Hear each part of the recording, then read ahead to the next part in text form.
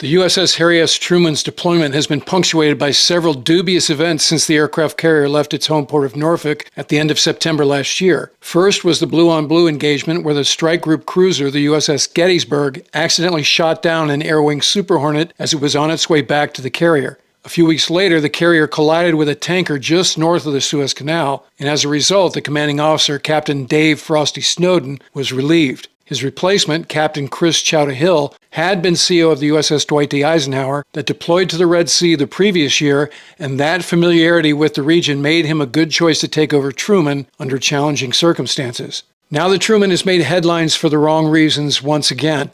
Here's a statement the U.S. Navy released earlier this week.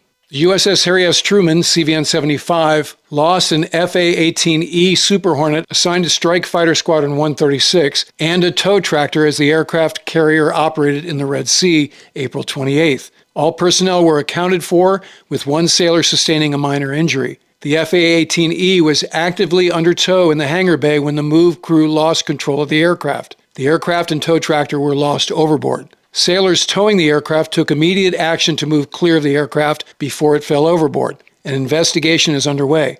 The Harry S Truman Carrier Strike Group and embarked Air Wing remain fully mission capable. The strike group consists of flagship Harry S Truman, the 9 squadrons of Carrier Air Wing 1, 3 guided missile destroyers of Destroyer Squadron 28, and the Ticonderoga-class cruiser USS Gettysburg.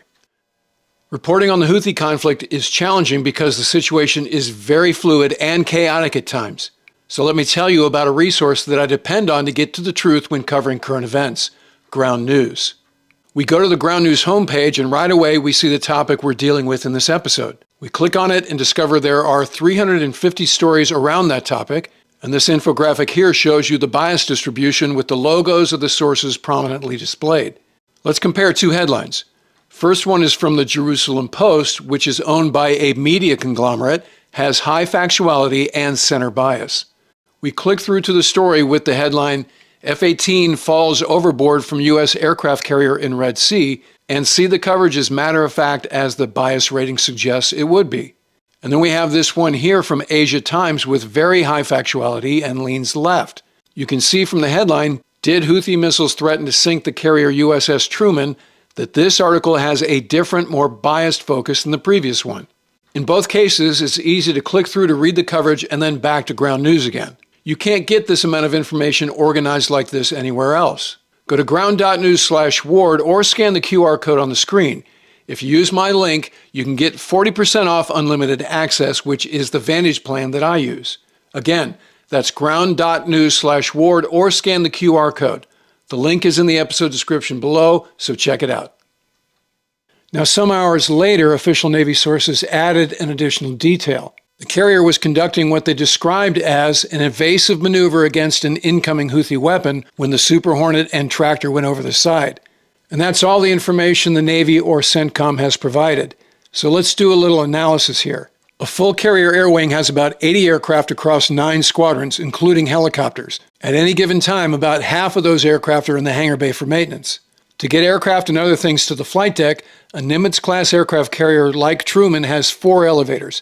Aircraft are chalked and chained at all times on an aircraft carrier, both on the flight deck and in the hangar bay, unless they're being moved by maintenance personnel or are taxiing with a pilot at the controls before launch or after recovery. All aircraft moves are controlled by the handler in flight deck control, who monitors what is known as the Ouija board that shows where everything is on the flight deck and the hangar bay. The type of tractor used in the hangar bay is different than that used on the flight deck because there's generally much less maneuvering room on the hangar bay. The Navy statement doesn't say anything about which elevator was in use during the incident or whether it was in the up or down position. The statement also doesn't indicate the time of day this happened. The Navy statement does say that the VFA-36 F-18E, which is the single-seat model as opposed to the 2-seat F model, was actively under tow when the move crew lost control. The move crew consists of a tractor driver, a taxi director, wing walkers carrying chalks and chains ready to quickly secure the jet when ordered by the taxi director, and a plane captain in the cockpit as what we call a brake rider. We don't know the specific variables, sea state, ship speed, list angle, etc., of what the statement calls an evasive maneuver, or the exact threat the carrier was trying to avoid, whether it was a Houthi ballistic missile or drone. We also don't know how the Houthi weapon got close enough to the carrier to force the action. Where were the strike fighters and the cruisers and destroyers that normally take down the threats well away from the carrier? If the bridge has time to anticipate the situation, they will normally pass "stand by for heavy rolls" over the 1MC, which is the ship's intercom system to give the crew a chance to brace themselves and secure any loose gear that's around them. The Navy statement doesn't mention that sort of detail or how much time the crew moving the Super Hornet had to react to what we're guessing was a hard turn that caused the tractor and jet to slide off the ship. Presumably, the wingwalkers didn't have enough time to secure the jet before it slid out of control, or the action was so violent, all they could do was get out of the way. It's safe to assume that the sailor who sustained an injury was the plane captain in the cockpit, who jumped out and landed on the hangar bay just before the jet went over the side. Like with the friendly fire incident a few months ago, we're lucky that there was no loss of life here. Meanwhile, what the Pentagon labeled Operation Rough Rider continues. Officials say the U.S. has conducted approximately 750 airstrikes against the Houthis in the last 6 weeks, using aircraft from both Truman and the newly arrived USS Carl Vinson, as well as B-2s based on Diego Garcia in the middle of the Indian Ocean. And the target set has expanded beyond what the Biden administration was willing to hit, including those in urban areas. An interesting development is 15 MQ-9 Reaper drones have been brought down by the Houthis in recent months. The MQ-9s are used to provide real-time intel for strikers, especially when going after high-value officials on the move.